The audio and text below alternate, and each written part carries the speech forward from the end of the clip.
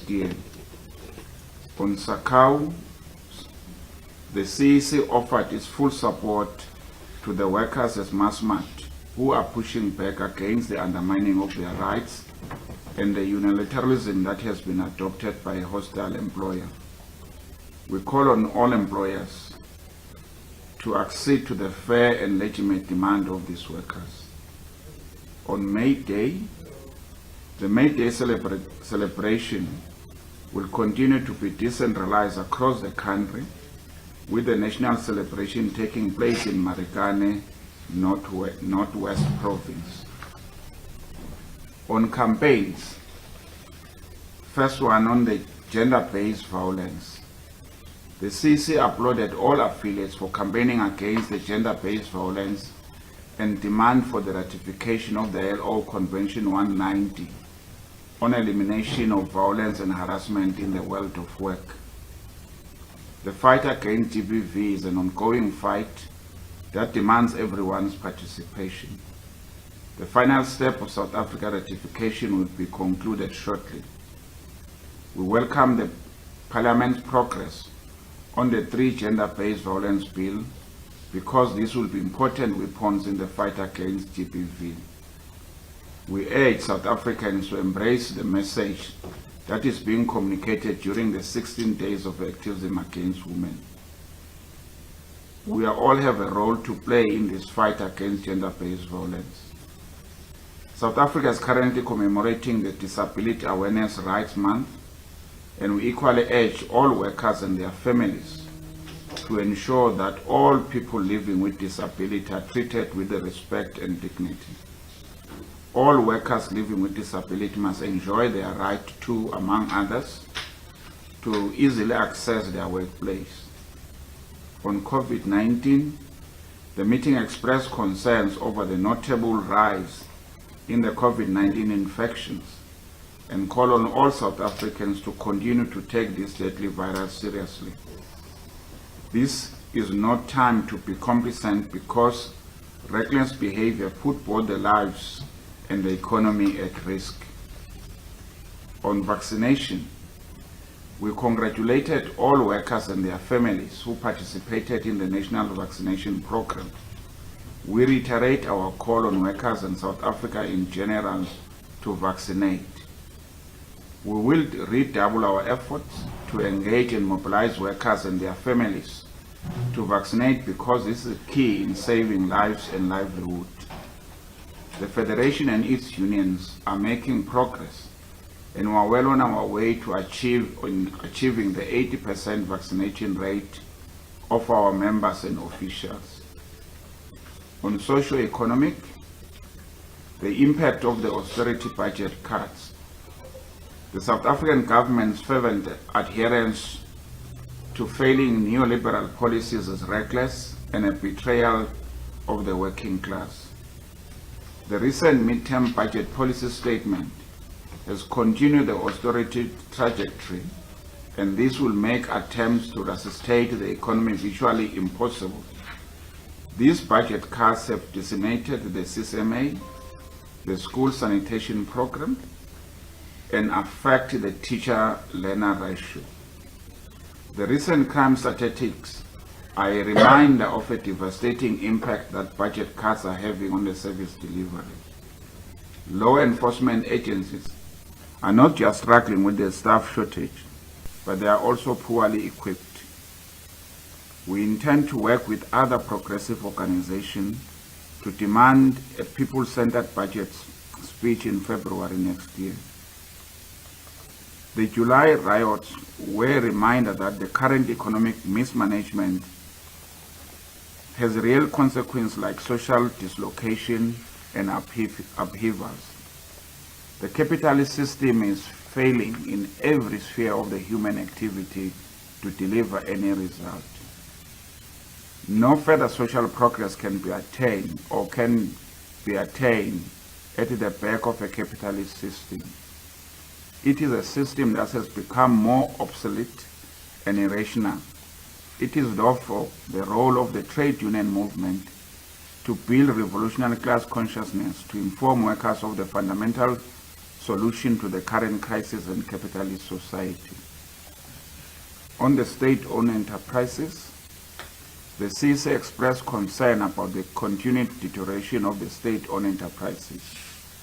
The meeting resolved to continue to push to put together ideas that will contribute toward fixing the economy, and this include coming up with clear solutions on saving the state-owned entities.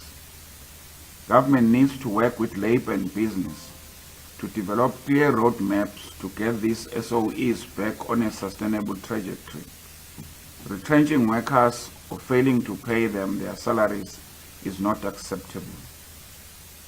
On Eskom, the Federation intends to continue to constructively contribute to a process of finding a solution to the electricity crisis facing the country. The allegation of sabotage that have been raised by Eskom leadership need to be thoroughly investigated and perpetrators arrested. We demand that Eskom prioritize investing in local manufacturing of renewable energy generation. It is critical that a just transition for mines and electricity power plants that have reached the end of their lifespan is put in place so that no workers are left behind. On corruption and wasteful expenditure, the CEC called for the intensification of the fight against corruption and wasteful expenditure. We reiterate our call for centralization of public procurement of large items, the introduction of an online open public procurement platform, the establishment of a rapid response anti-corruption court, and most critically, the banning of politically exposed persons and their spouses and children from doing business with the state. The Federation welcomes government's commitment to tabling the public procurement bill at NETLAC by the end of 2021. On basic income grant, the CEC committed itself to exerting more pressure on government for the introduction of basic income grant in South Africa. The government needs to extend the COVID-19 Special Relief Dispensation Grant and increase it to the food poverty line to build upon it to achieve the basic income grant. On the Buy Local campaign, we also intended to contribute positively to the promotion of the Buy Local campaign by ensuring that all our unions and structures procure local to save jobs. The government and the private sector need to play their role in supporting the local procurement.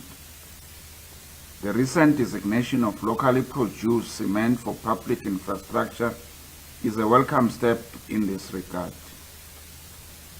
On the UIF and SASRIA, the CEC acknowledged progress made by government to disperse over 32.9 billion rand through the various relief measures provided for the victims of the July violence in Gauteng and KwaZulu-Natal.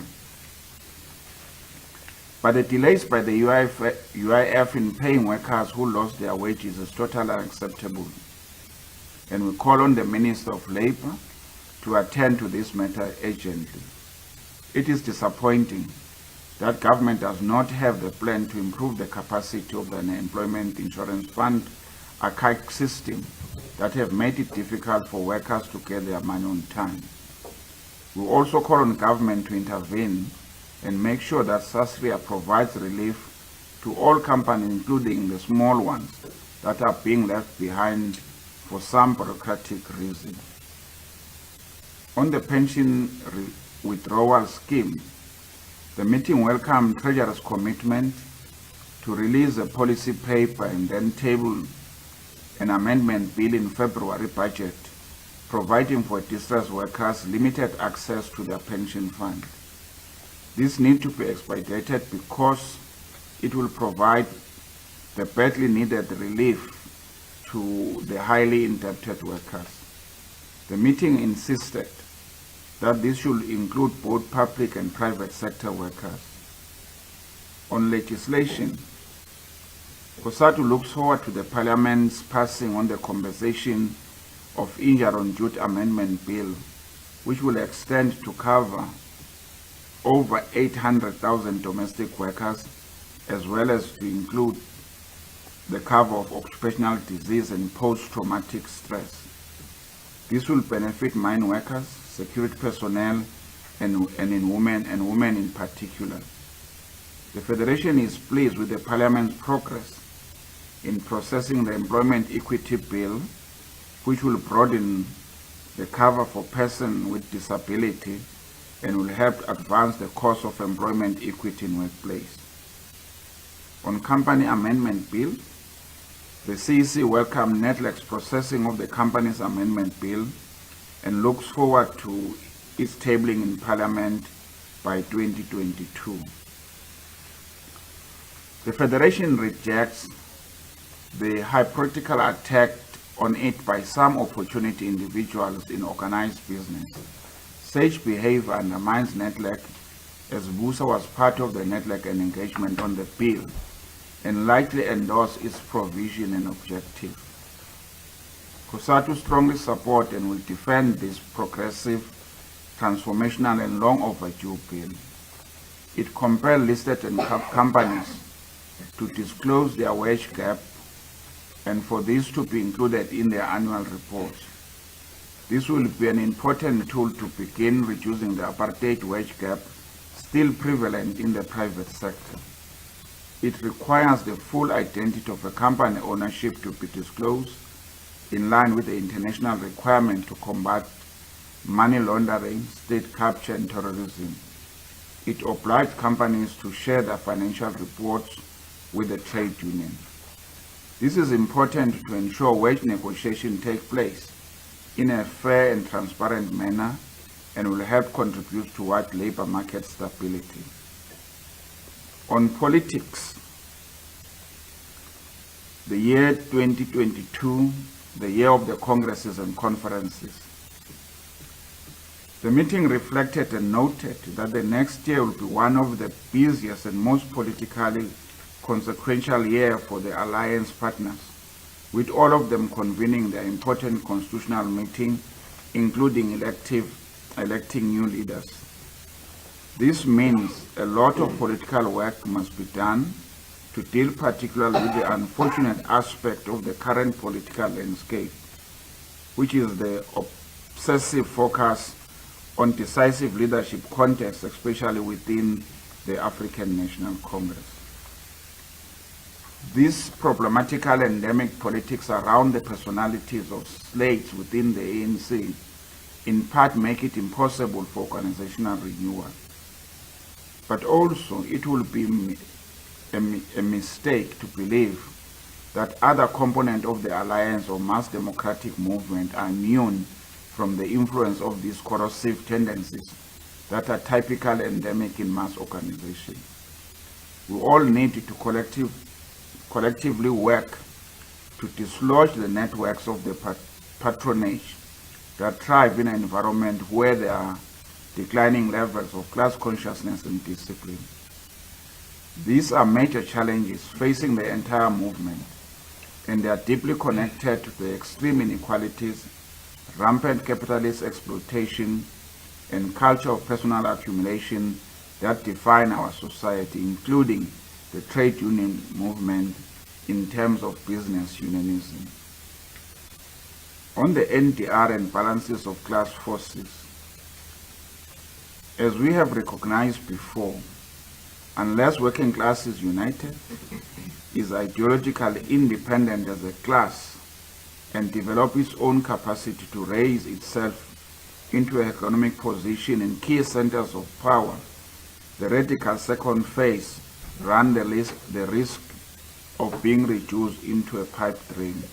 In fact, the current difficult economic climate and mismanagement of some of the key state-owned enterprises, especially Eskom, have become added amendments for the enemies of the NDR and even for pockets of the neoliberal forces within the state seeking to derail or dilute the radical second phase. There are calls for privatization have become increasingly loud at the time when the central task is to build a capable developmental state. This is a huge challenge and a big test that the working class cannot afford to fail because the consequences are too horrifying to imagine. On the local government election, the CEC congratulated all South Africans who came out to vote and exercise their democratic rights and also strengthened and consolidated our democracy.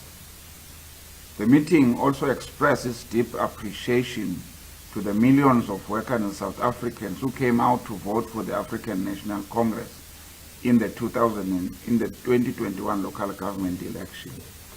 The results were deeply disappointing within the ANC's share of the national vote, decreasing dramatically to below the 50% mark. The Federation plans to convene a political commission to do a comprehensive analysis of the local government election outcomes and their impact on the NDR and the Alliance.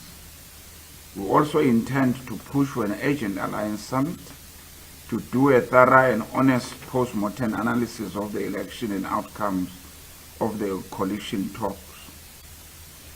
This Alliance summit is necessary to discuss the content, character and direction of the National Democratic Revolution. The Federation will work with SAMU to ensure that the newly elected councillors and newly formed coalition respect workers. Lastly, on the international, on Swaziland, the CEC expressed concern over the brutalization of all those who are fighting for democracy in Swaziland. We condemn the violence by the regime directed at the political activists, a call on all peace-loving and freedom-loving South Africans to support the struggle for a free and democratic Swaziland. We plan to work to support the Swazi trade union movement and improve our solidarity work with the Swaziland workers. On the AU-Israel, the people of Palestine continue to be subjected to the terrible condition by the Israel apartheid brutality. Israel continues its settlement expansion in Palestinian territories, and scores of Palestinians are getting killed in the seizure of their land. We affirm our solidarity with the people of Palestine, and we are calling for an end to the eviction of Palestinian men and women and the brutalization of its children. The Federation supports the formation of independent Palestine state with East Jerusalem as its capital, and Israel must affirm the right of Palestinian refugees to return to their homeland. On Cuba, the economy of Cuba continues to be strangled by economic sanctions imposed by the U.S. government. The Cuban regime is still subjected to political machination and interference by the U.S. The Federation has resolved to continue to campaign against the American interference in Cuba and offer its full support to the people of Cuba. We shall continue to mobilize resources to ensure that we give humanitarian support to the resilient people of Cuba. On Venezuela, the CEC congratulated President Maduro and his allies for winning 20 of the 23 governors' posts, as well as the mayorship of the capital, Caracas, in the recently held election. This is a testament to the resilience of the people of Venezuela, who have refused to be bullied by the U.S. imperialist offensive against the government and the country. Thank you, Comrade Norman. Thanks, Mabala. We are now on a Q&A session with the media. Shall you be identified? Just kindly state your name in your house and pose your question. That's the first one. The NOB are ready to engage. There's a mic there when you're speaking. Hi, we're Kingdom from Business Day. On your support for the Sakau strike, I mean, much you know that it's one of the companies that have been affected by the July riots and also the COVID-19. I mean, they've lost billions of rands. Don't you think that this indefinite strike by SACAO could push them over the edge and basically get jobs that bad?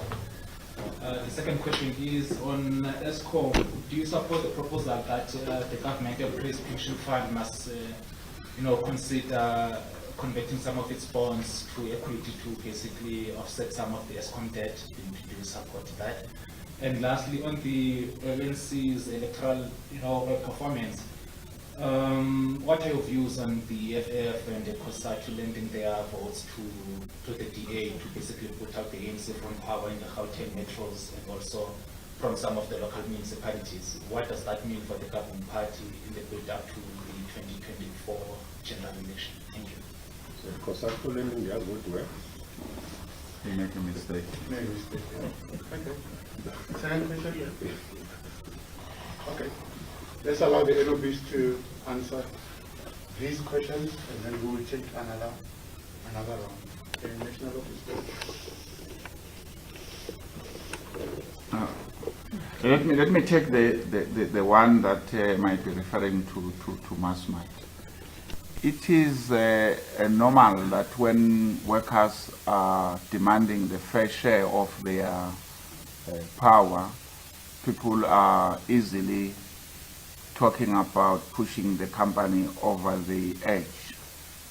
But very little is analyzed about the profit that the companies are making and their directors are get paid.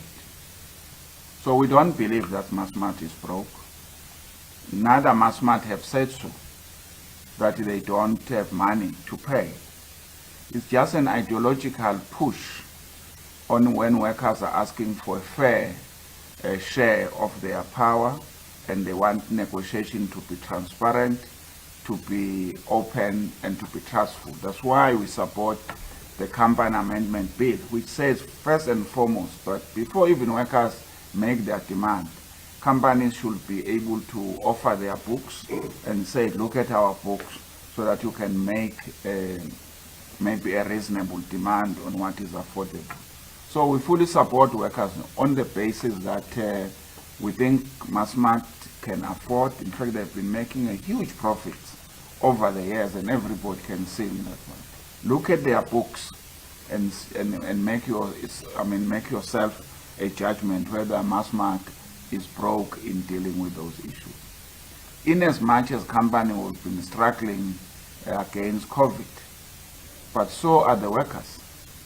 These workers work for these companies during the lockdown. You remember some of the companies that we're referring to, they were never closed. They were working throughout the question of the lockdown. Workers has to endure the difficulties and the potential of being infected with COVID to ensure that these companies are on. So we don't accept any thinking that workers are putting the company over the edge. We think the company will speak for itself. They will be able to put the books to public if they are making any point of being not in a position to offer these services.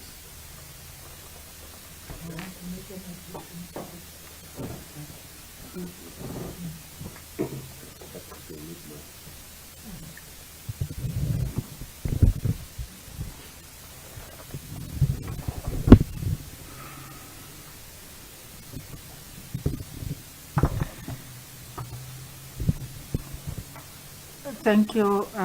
Just an addition to the Masmat issue, that we seem not to be considerate to the workers. We are saying, are we not pushing the company to the edge?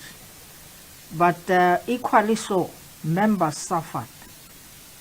And as Comrade GS has pointed it out, that Masmat has made huge profits. It's not a matter of in fact, it started even before the very July uprising, or whatever we may call it, but they started there.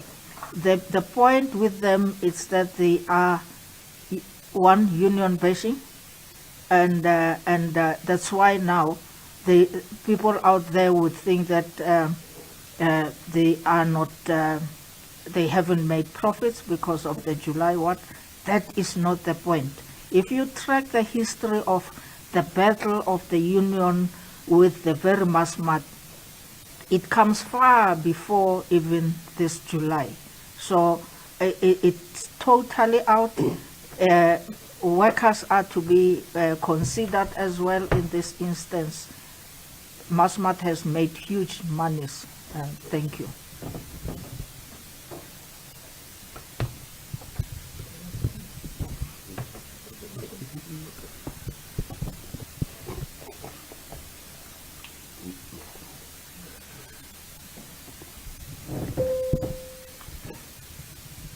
No, thank you very much.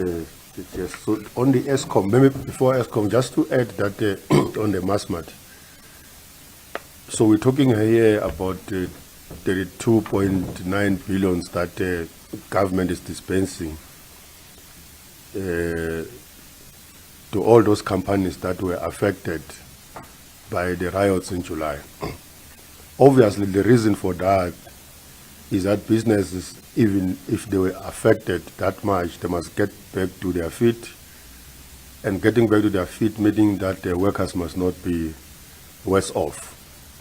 It means they must be able to run their errands, including paying workers. Government can't just dispense money and not expect that the employers or business must extend the favor to those that they employ. So we just wanted to make that comment first.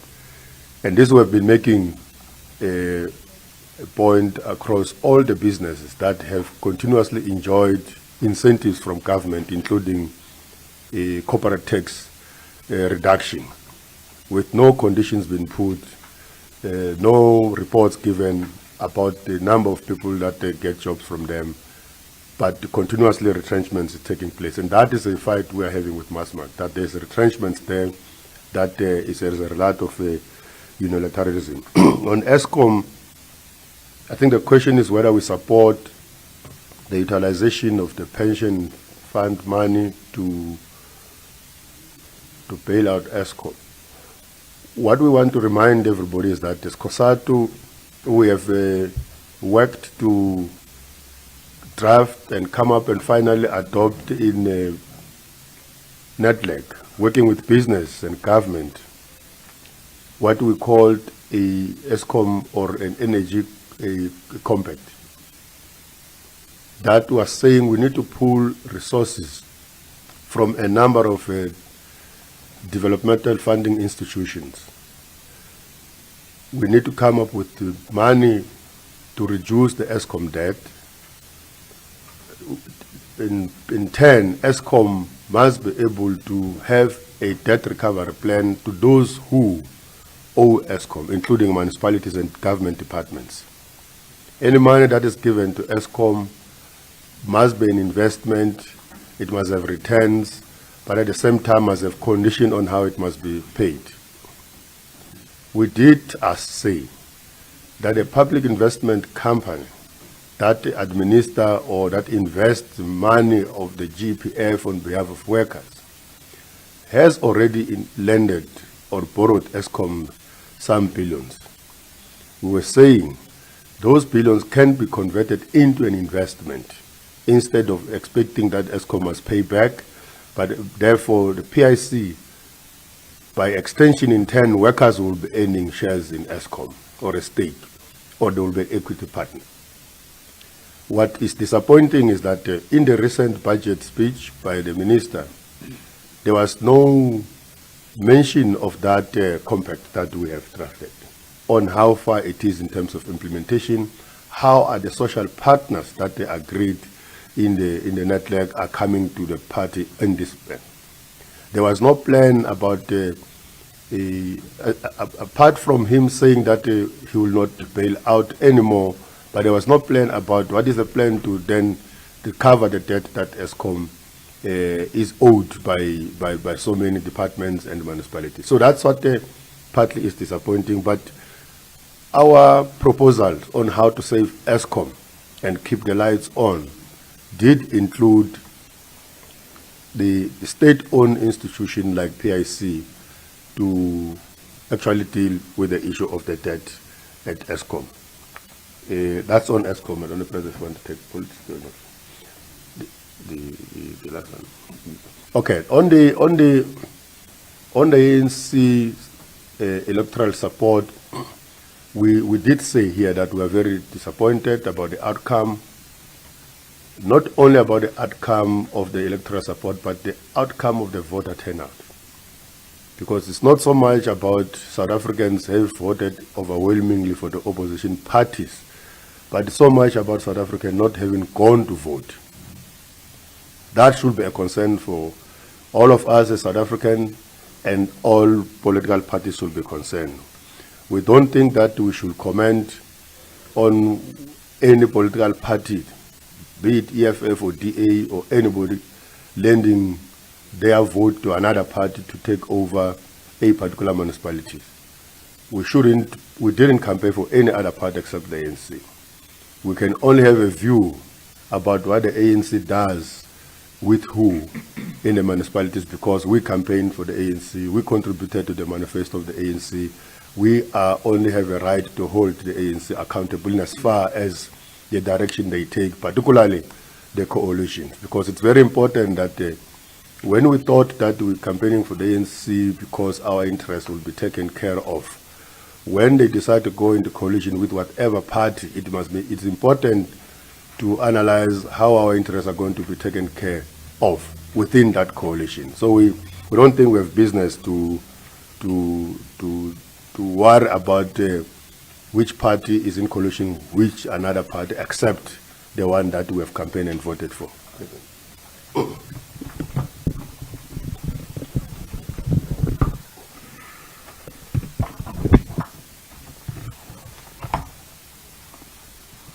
No, I think, President, you have responded to it. And maybe just in addition to say that when Cosatu said to the people of South Africa that we must all go out and vote for the African National Congress, but of course, importantly, for people of South Africa to exercise their right to vote for the political party of choice, was also to avoid ourselves seeing this country getting into coalitions, because coalitions have shown us that they do not work. What you get into today, it depends on the mood at a particular time, that those that gave you that one vote that you need so direly can decide tomorrow to vote against you, and you may be in power, you may be out of power tomorrow. So lessons for 2024, I think it is not just lessons for the ANC, it is lessons for South Africans. That if we want a government that we can hold to account, it is not the government of coalitions. It is a government of majority. It is a government that will be given a mandate to implement its manifesto, and that you'll be able to hold account. But currently now, as we speak with governments of coalition, which manifesto will be implemented? Because it is about power sharing, and no one is necessarily got the vote, the majority to lead a municipality. So when they decide to go against each other, we have seen how in the Nelson Mandela Metro, when a party with only 2 members or 3 would be the mayor of the city, a person who's won 1 ward will be a deputy mayor. Only a ward that a person resides in, but is a deputy mayor of the entire city. So this is a lesson for South Africans, that boycotting elections is not a response. We are seeing videos now that are circulating of people complaining and that it's just one day in Ekurhuleni and Gauteng, already people are being evicted. It's too late now to complain about that. It is about learning from it. That if you do not put a government in power, then you are going to have all these salad bowls that you are going to have. Everything is inside, and you can get an allergy out of it. When pineapples are there and you are allergic to pineapples, you are bound to get sick from that salad bowl. So it is important for South Africans to go out and vote. It is a democratic right. Vote for that political party that you are going to hold accountable. We need a decisive victory so that we can have a government that can be held to account on its manifesto, on its contract that it has with the people of this country. This is a lesson for 2024 for all political parties, but importantly for us as voters. Yeah, I think that's all on that matter. Okay, let's take the second round.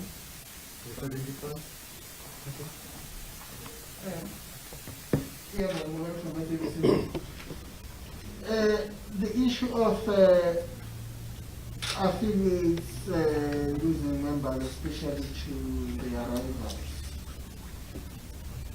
How big of a concern is that for you, for Cosatu, and how do you plan to address that next year?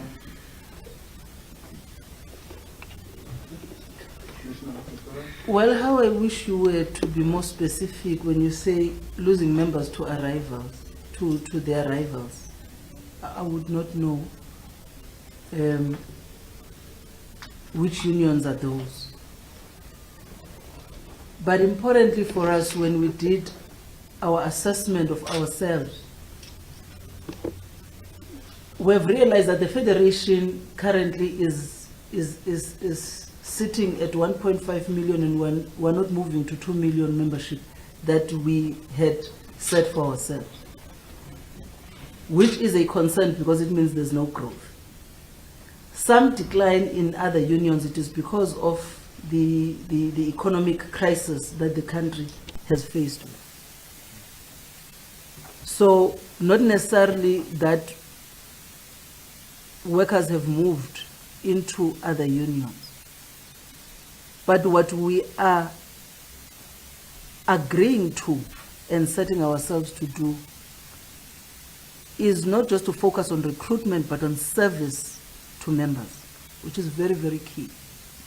If you are to build a strong trade union movement, sometimes you don't even have to spend money to recruit. You just have to take care of the members that you have, give them service.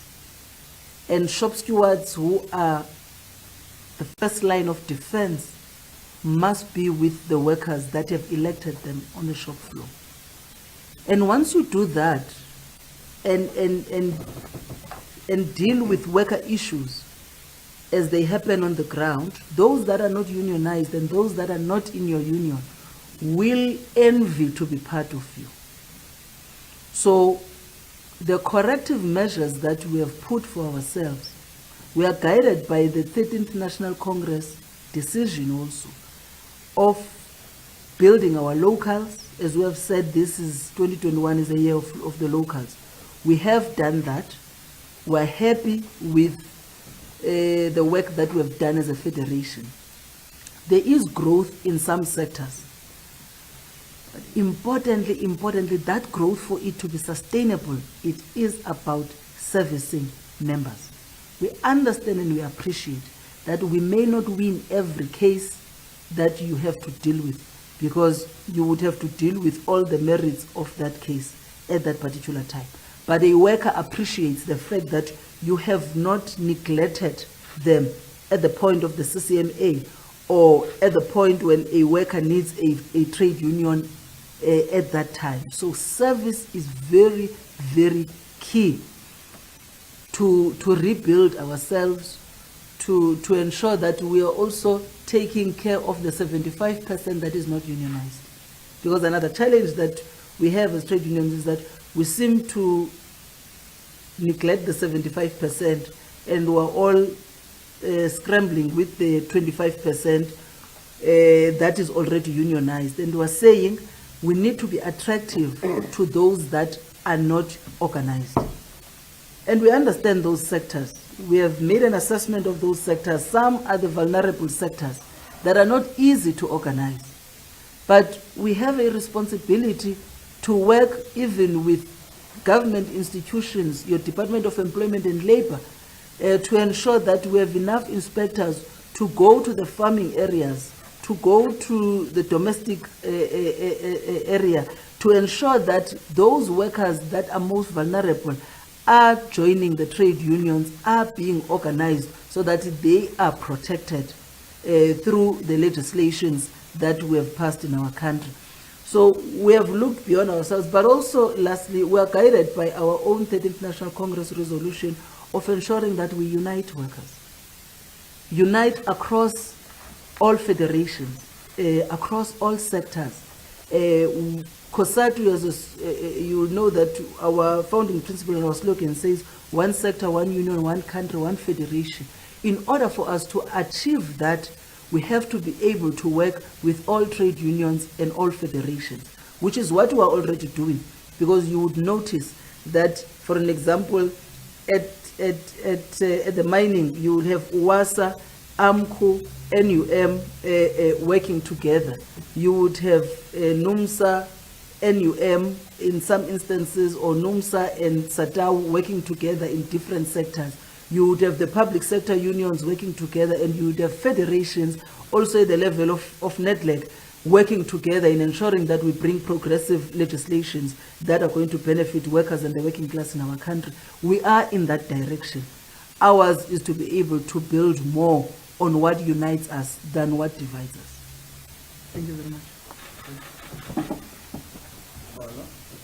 Just to, thank you, President, just to add on what the President has reported, that it was going to be good if you are specific which union is losing workers to the vulnerable unions. In our recruitment strategy, we've got three principles: recruitment, membership service, and retention.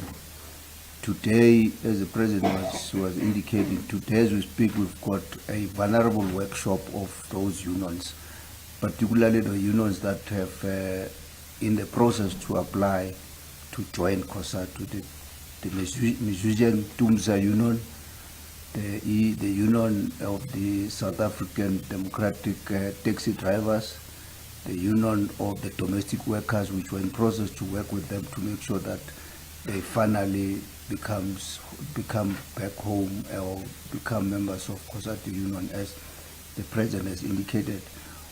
Our slogan, one sector, one union, one country, one federation, unity of the working class, as one of the Cosatu National Congress decisions. So we're in that process of making sure that we continue to rebuild a strong federation, including making sure that members are serviced.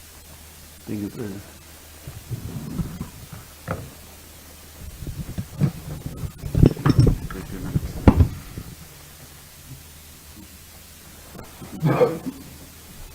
I thought you were supposed to have a final read of the President. Okay. Maybe just because we take advantage of us being here, just an emphasis on the programs that we have. Today we are having a workshop on vulnerable workers. It's taking place in Birchwood. And then on the 1st, we are having a workshop on the young women in the Federation. So Cosatu continues to build a second layer of leadership. Cosatu is focused on building strong trade unions. So this is the work that we are currently doing. Because remember, we can't be advocating for all these victories that we have achieved and attained, and we fail at the point of ensuring that those that are supposed to be beneficiaries do recognize and understand them.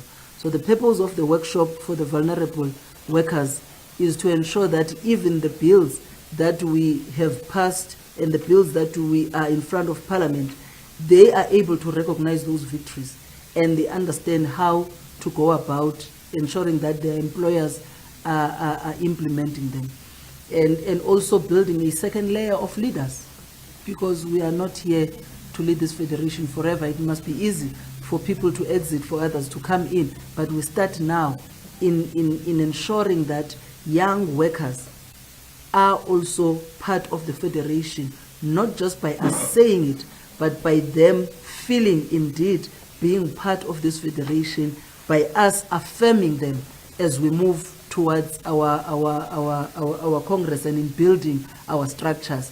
Because anything that we are about, the second economy is an economy that will be of the young people, that they must be able to set the pace for it and define it, because they will be the ones that will be leading trade unions moving forward. Thanks. Thank you, Additional Officer, for featuring in the press conference, in the media houses that are here, and then at least it marks the end of the first meeting. Well, one-on-one will be done with the national officer thereafter. Thank you. Thanks for coming. Trouble.